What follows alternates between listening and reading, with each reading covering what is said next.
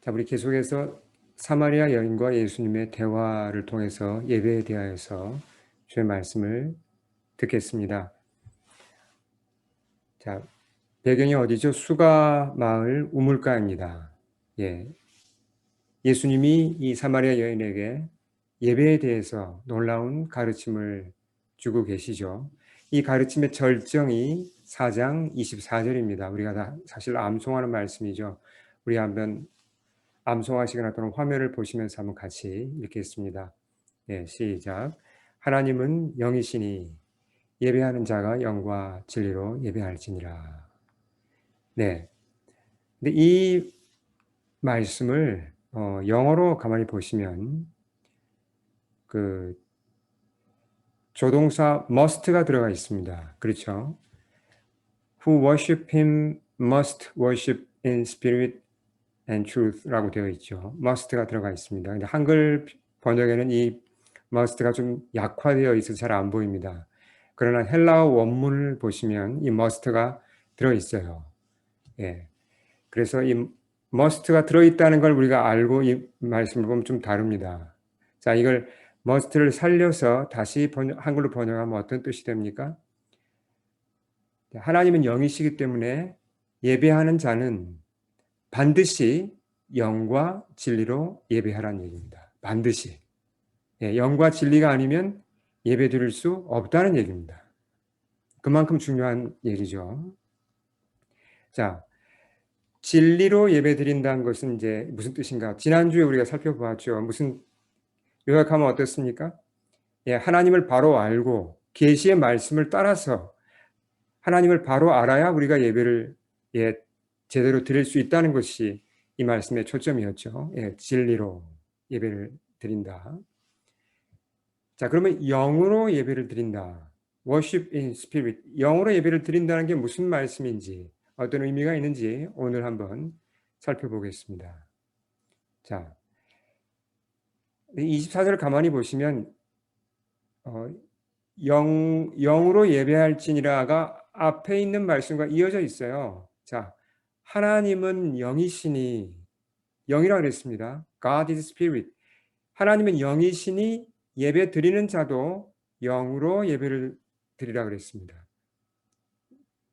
연결되는 게 보이시죠? 하나님이 영이시기 때문에 우리도 영으로 예배를 드리라는 얘기입니다. 하나님이 영이시다라는 이 표현은요, 이제 하나님의 많은 그 성품 가운데 하나님의 그 어떤 캐릭터 가운데 한 가지를 강조한 것입니다. 영으로서의 하나님을 강조한 거죠. 예. 그러니까 하나님은 육적인 존재가 아닙니다. 육체를 가진 분이 아니죠. 그렇죠? 그리고 또 그러니까 이 하나님은 영적인 분이기 때문에 어떤 한 뭐 신전과 같은 곳에 모셔두는 분이 아니죠. 그렇죠? 이분은 그 장소에 구애받지 않는 분입니다.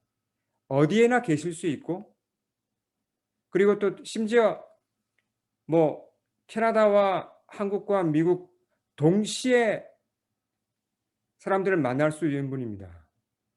이 공간을 초월하는 분이시죠. 하나님은 영이십니다.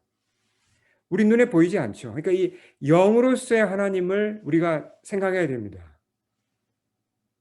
그 당시 사람들은, 이 예수님 시대의 사람들은 사실 이제 많은 신들을 섬겼잖아요.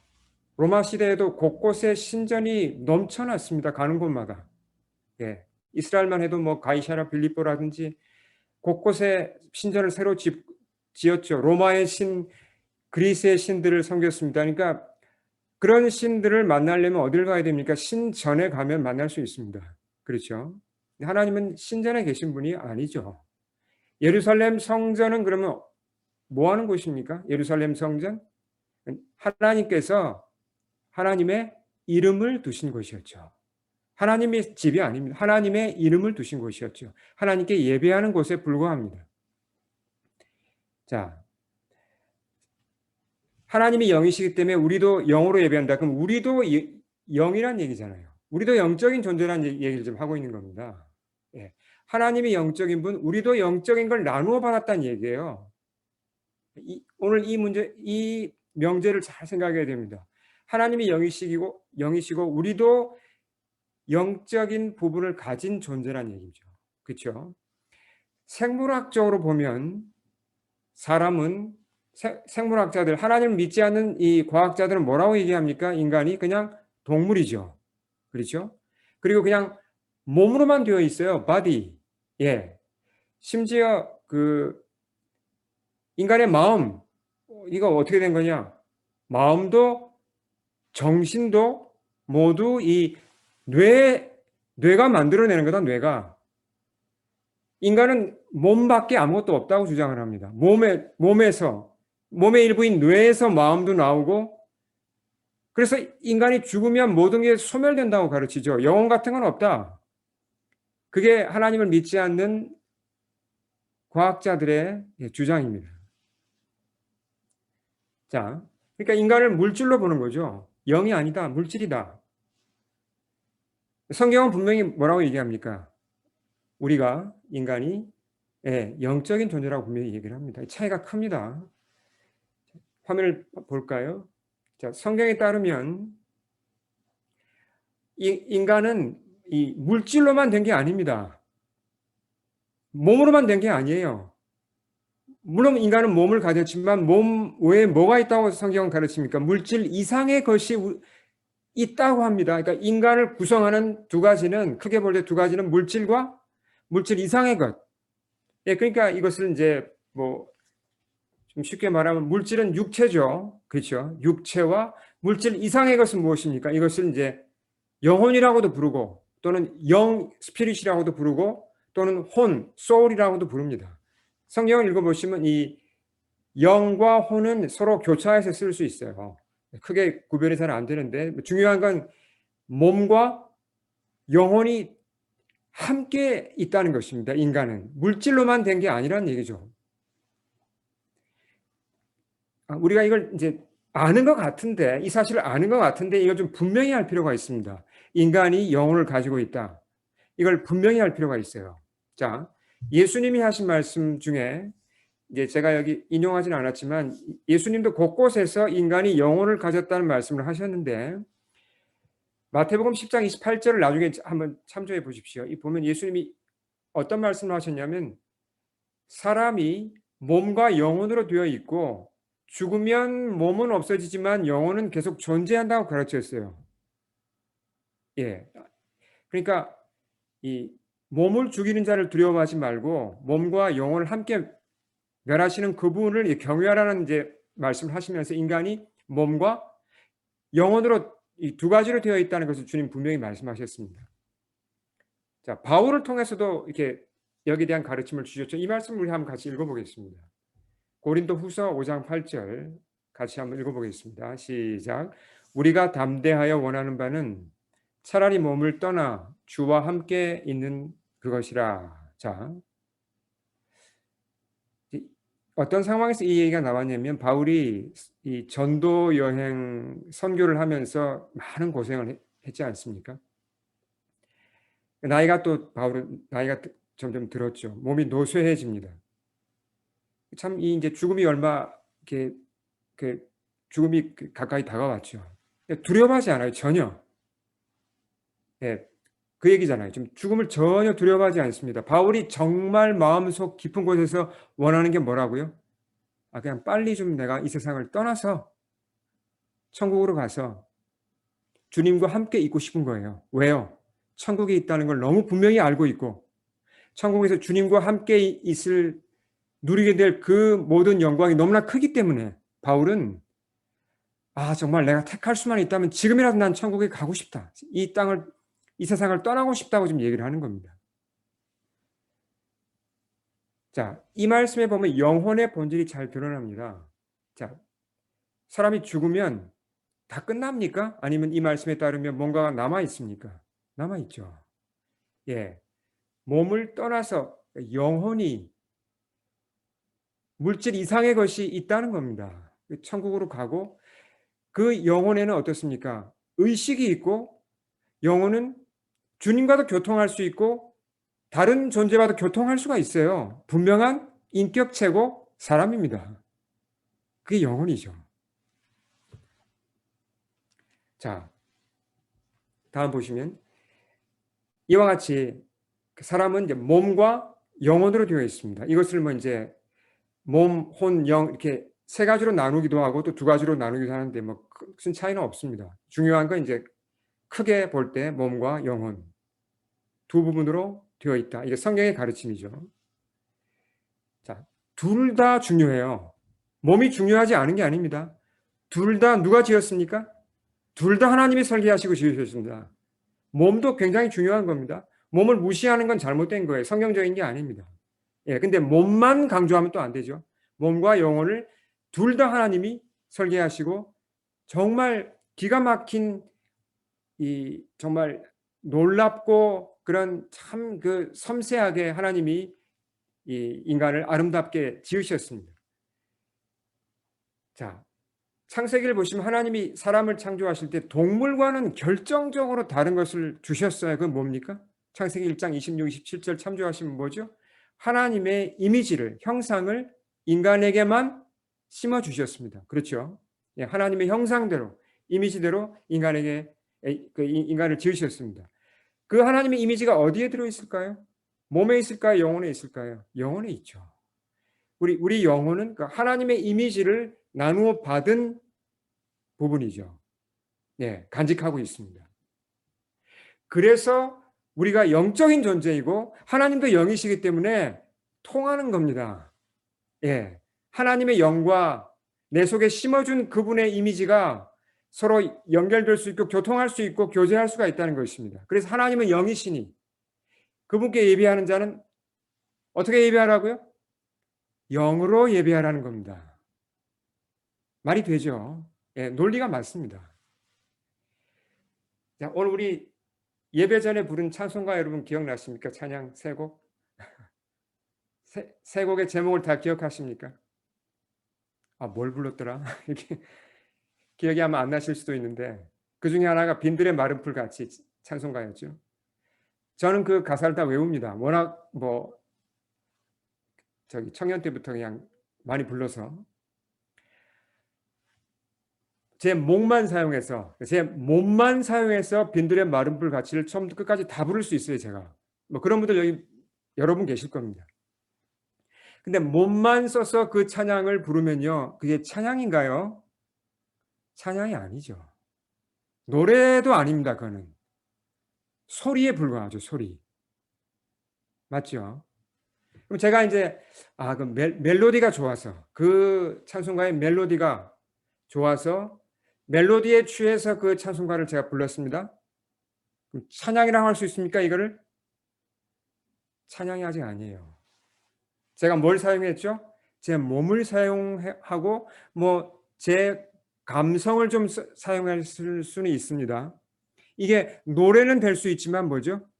찬양은 아닙니다. 하나님이 받으심직한 예배는 아니란 얘기예요. 근데 제가 그 가사에서 그렇구나. 성령님이 내게 오시는구나. 그리스도의 보혈로 내가 이렇게 거듭났구나.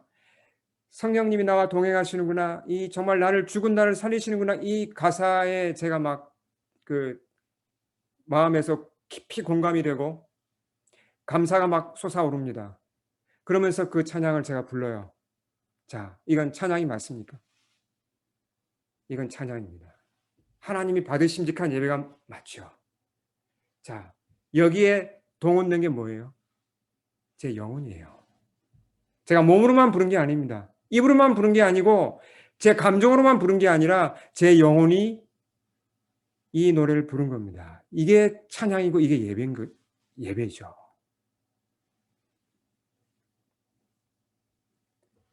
자, 인간은 참 하나님 놀라운 작품이에요. 하나님이 만드신 오묘한 작품이죠.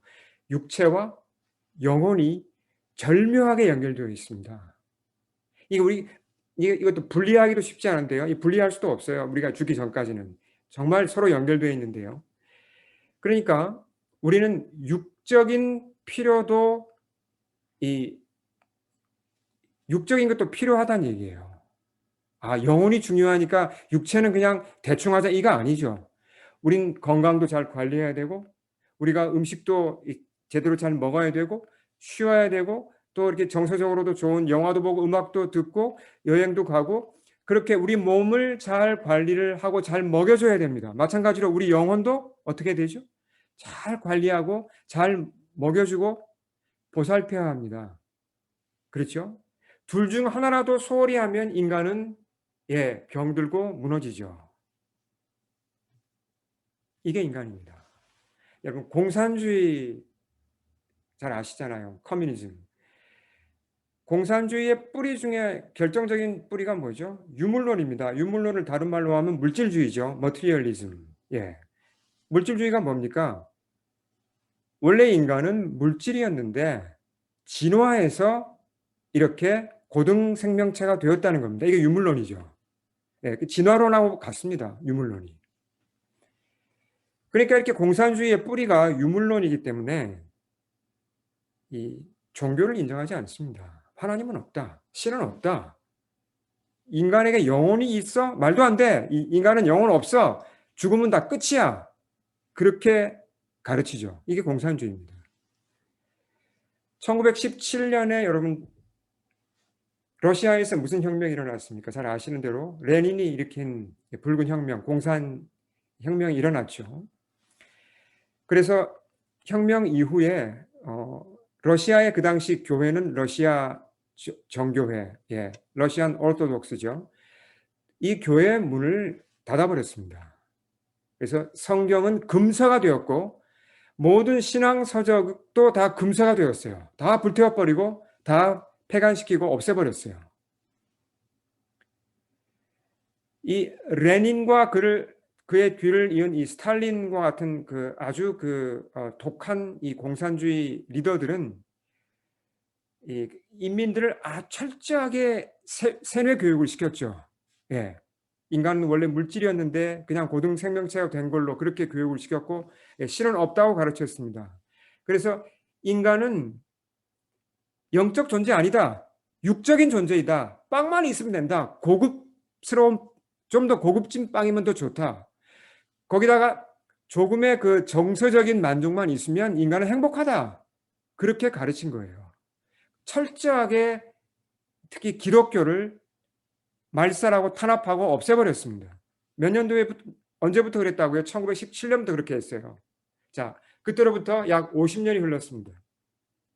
1970년대 초에 어떤 일이 있었는지 제가 말씀드리겠습니다. 그러니까 공산혁명이 일어난 지 50년이 지났으면 러시아의 이제 이름이 바뀌었죠. 나라가 소비에트 유니언, 소련의 기독교는 어떻게 되었을까요? 50년 동안 그렇게 짓밟고 없애고 없앴으니까 뭐 흔적조차 찾지 못할 정도로 다 사라졌지 않겠습니까? 근데 전혀 예상 밖의 일이 일어나고 있었어요. 다음 화면 보실까요? 그 당시 영국의 유명한 작가이면서 저널리스트인 멜컴 머거리지라는 분이 있습니다. 이분이 기사를 썼어요. 자기가 체험한 것을. 자, 어떤 기사를 썼냐면 소련 출신 망명자를 한 사람 만났습니다.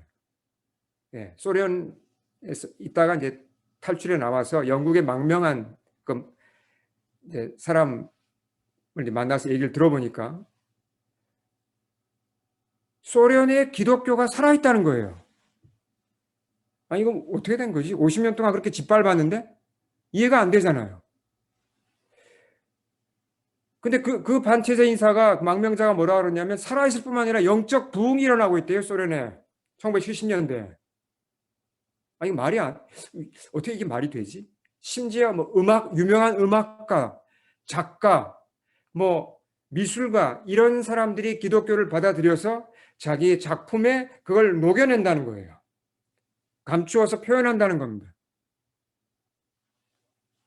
어떻게 이게 가능할까? 근데 물었어요. 이 기독교를 그렇게 짓밟고 세뇌 교육을 철저하게 시켰는데 어떻게 기독교가 그렇게 살아있습니까? 가능합니까? 라고 물었더니 그 망명자가 한 말이 뭐라고 얘기했냐면 이렇게 말했습니다. 정부 당국에서, 소련 정부 당국이죠. 현대 기독교 신앙을 가장 완벽하게 보여주는 톨스토이와 도스토옙스키의 작품에 대해 발매 금지 처분을 내리는 걸 잊어버렸습니다. 자, 무슨 얘기입니까, 이게? 성경은 금소로 지정했는데 공산혁명 바로 직전에 작품 활동을 했던 세계적인 대문호 두 사람이 있죠. 러시아의 톨스토이와 도스토옙스키입니다. 이 두 사람이 많은 소설과 글들을 썼습니다. 그걸 금소로 지정하는 걸 잊어버린 거예요, 공산당들이. 예. 그러니까 러시아 사람들은 이 톨스토이의 작품, 도스토옙스키의 작품은 마음대로 읽을 수 있었던 겁니다. 공산 치하에서도. 근데 그 작품 속에 복음이 깊이 스며들어 있던 거예요. 곳곳에 아주 진하게. 그래서 많은 러시아 사람들이 복음을 깨닫게 되고 주님을 만나게 된 겁니다. 참 놀라운 얘기인데요. 자, 여기서 이 사건이 뭘 보여줍니까? 인간이 영적 존재라는 겁니다. 여러분 잘 보세요. 아무리 짓밟아도, 아무리 못하게 해도, 예배를 못하게 하고 성경을 못 읽게 해도 인간은 빵만으로 살 수 없습니다. 영적 갈급함 때문에 못 견뎌요. 찾아요. 하나님을 찾는다는 얘기죠.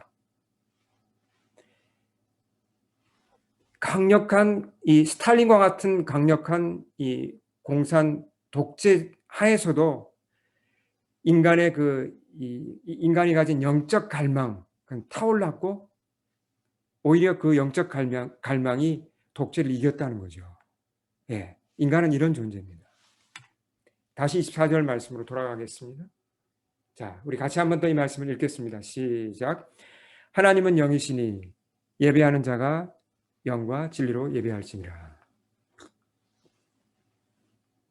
자, 이번에는 이 말씀을 좀 더 우리가 실천적으로, 좀 더 구체적으로 어떻게 하면 실천할까? 도대체 어떻게 예배를 드리라는 건가? 한번 살펴보겠습니다. 성경에 그런 예가 없을까요? 영과 진리로 드린 예배들이 성경에 기록이 혹시 없을까요? 있습니다.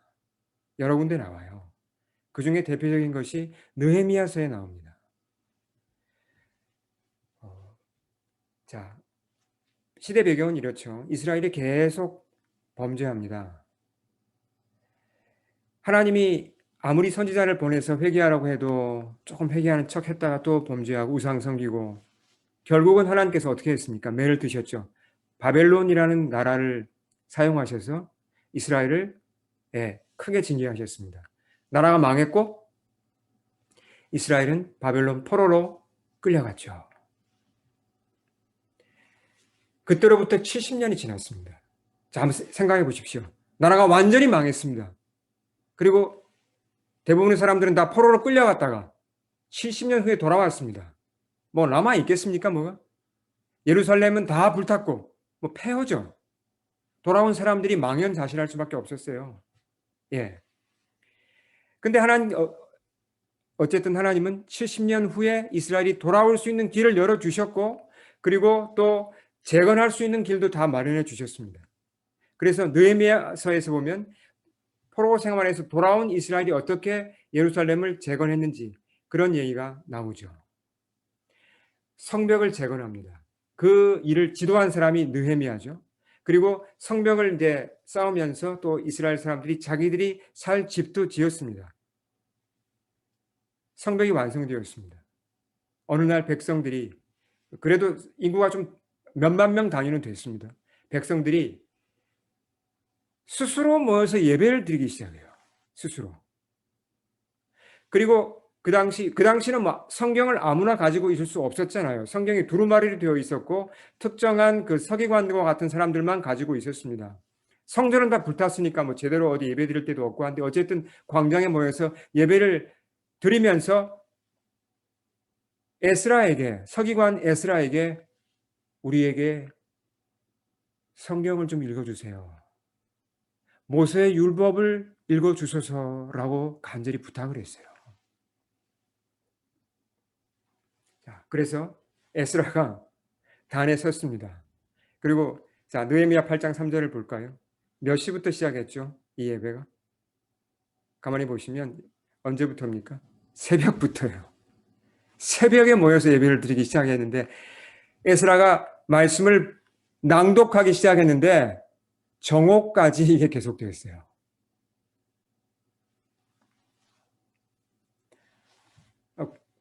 참 놀라운 장면이죠. 근데 참 여러분 이상하지 않으십니까?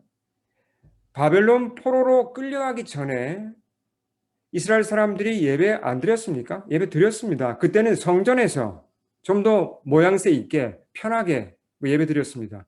성경 봉독을 듣고 싶으면 언제든지 예루살렘 성전에 가면 돼요. 근데 그때는 갈급함이 없었어요. 예배가 귀한 줄 몰랐습니다. 물론 그 시대의 사람들과 지금 70년이 지나서는 같은 사람은 아닙니다. 그러나 70년의 그 고생을 겪고 돌아온 사람들은 좀 달랐습니다. 갈급함이 있어요.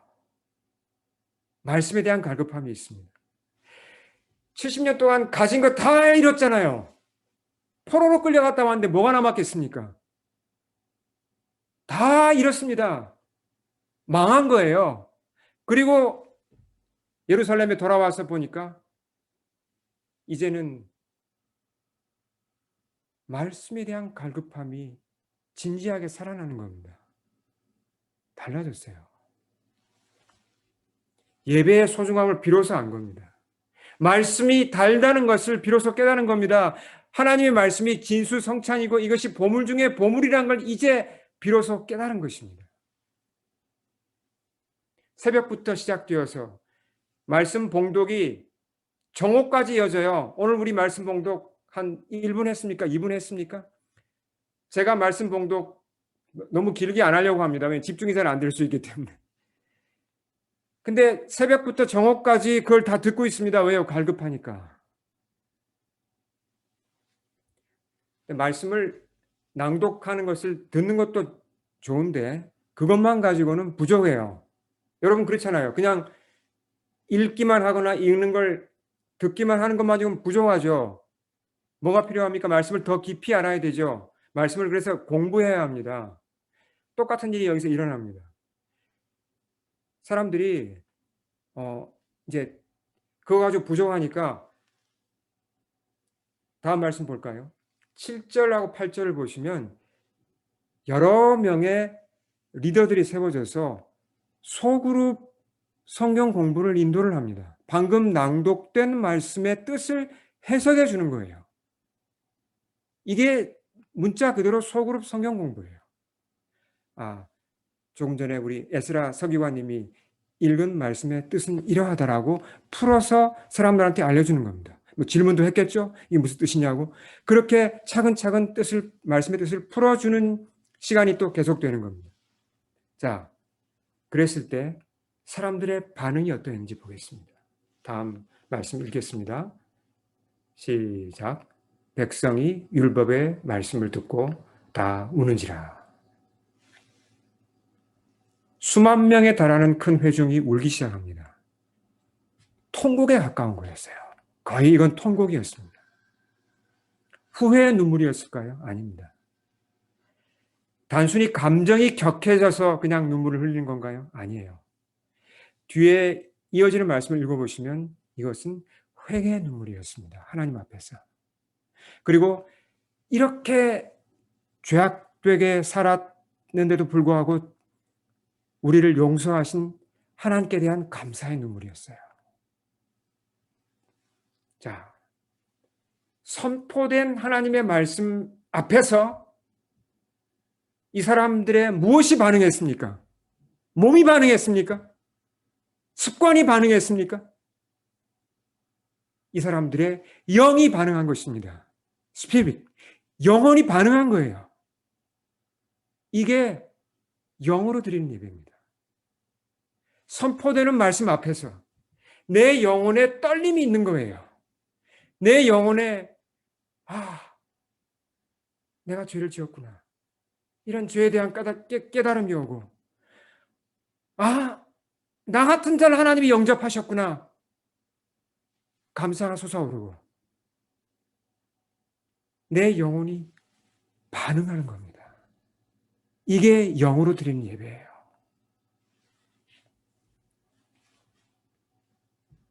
자, 그랬을 때 하나님이 어떻게 그들을 위로하시는지 볼까요? 느헤미야를 통해서 그들을 이렇게 위로하십니다. 자, 10절 보겠습니다. 너희는 가서 살진 것을 먹고 단 것을 마시되 준비하지 못한 자에게는 나누어 주라. 이날은 우리 주의 성일이니 근심하지 말라. 여호와로 인하여 기뻐하는 것이 너희의 힘이니라. 제대로 예배를 드리면 하나님은 우리를 위로하세요. 이렇게. 그리고 기쁨을 주길 원하십니다. 예배의 열매는 기쁨입니다. 위로죠. 그리고 뒤에 오늘 한번 여러분 느헤미야서 8장 이후를 한번 읽어보십시오. 이 사람들이 예배로 그냥 끝나는 게 아닙니다. 삶에 근본적인 변화들이 일어나요. 실제로 삶이 바뀌어요. 예.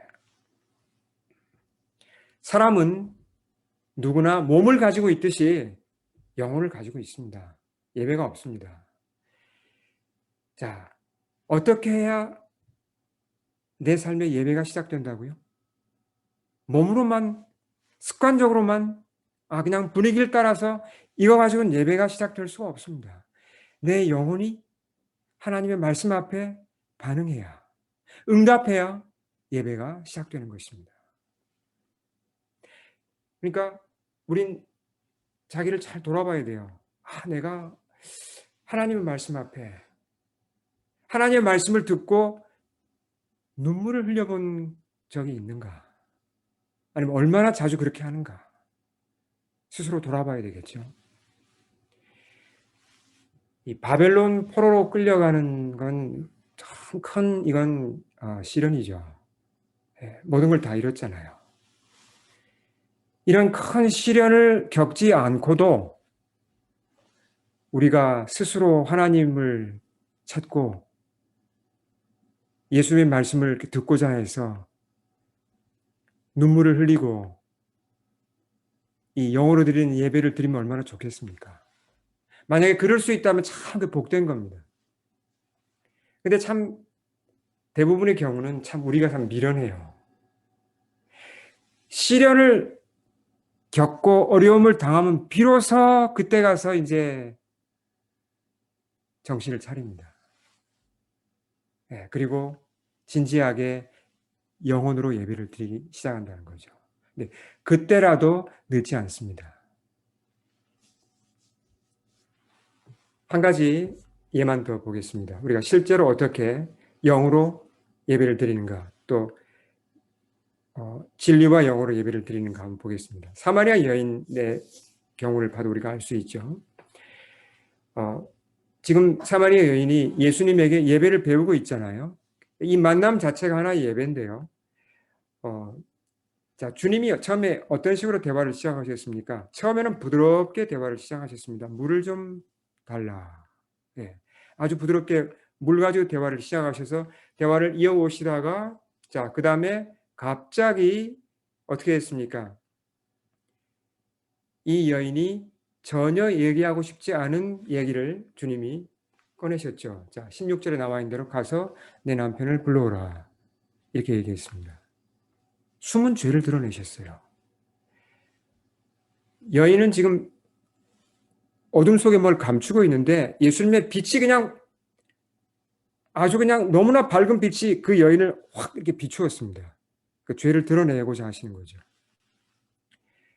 이 여인은 사실 어둡게 살았습니다. 부끄러운 과거가 있으니까요. 근데 밝은 빛 앞에 이거 도망가고 싶은 마음이 왜 안 들었겠습니까? 이분 앞에 서 있으면 내 과거가 그대로 다 드러나겠구나. 빨리 숨어버리자. 그런 마음이 왜 안 들었겠습니까? 그러나 여인이 어떻게 했죠? 숨었습니까? 그렇지 않았어요. 그 앞에 그대로 머물렀습니다. 빛 앞에 머무르면서 그 빛을 다 받아들인 거죠. 예. 자, 이건 뭘 얘기합니까? 이 사마리아 여인은 있는 모습 그대로 예수님 말씀 앞에 섰습니다. 깨끗한 척 하지 않았어요. 죄 없는 척 하지 않았습니다. 죄인임을 인정한 거죠. 여러분, 영으로 예배를 드린다고 할 때, 물론 진심을 드리는 것도 중요합니다. 진심. 열심도 중요합니다. 그런 뜻도 여기 있어요. 근데 더 중요한 건 뭐냐면, 예, 하나님 앞에 솔직하게 있는 모습 그대로 나가야 된다는 거예요. 내 죄를 인정하면서. 그게 영으로 드리는 예배죠. 우리에게도 그대로 적용할 수 있어요. 하나님 말씀이 선포되면 어떤 때는 아주 부담스러워요. 빛이 너무 밝기 때문에, 아, 내가 이거 예배드리고 교회 다니고 그러다 보면 이거 내 과거가 다 드러나고 뭔가 이거 좀 불편할 것 같다. 그러면 자꾸 이렇게 숨으려고 하죠. 그건 사탄의 속임수입니다. 그때 말씀 앞에 견뎌야죠. 머물러야죠. 나를 더 오픈해야 됩니다. 주님이 내 속에 더 들어오시도록, 말씀이 내 속에 들어와서 나를 수술하시고 나를 치유하시도록 나를 열어드려야 돼요. 그게 영으로 드리는 예배입니다. 그렇게 할 때 주님이 하세요. 주님의 영이 내 영을 치유하시고 나를 새롭게 하신다는 것입니다. 이게 영으로 드리는 예배죠. 자, 사마리아 여인이 영으로 예배를 드렸습니다. 그랬을 때 그리스도를 만났죠. 목마름이 채워졌습니다. 부끄러운 과거는요, 깨끗하게 다 용서되었어요. 상처가 치유되었습니다. 기쁨이 막 차오릅니다. 사람이 달라졌어요. 이제는 막 증인이 되어서 마을로 뛰어들어가 그분을 전합니다. 이 예배의 열매죠. 하나님이 누구를 찾으신다고 그랬습니까? 예배하는 자를 찾으십니다. 어떻게 예배하는 자를요? 네, 영과 진리로 예배하는 자를 오늘도 찾으십니다. 우리가 그 예배자가 되어야겠습니다. 우리 함께 기도할까요?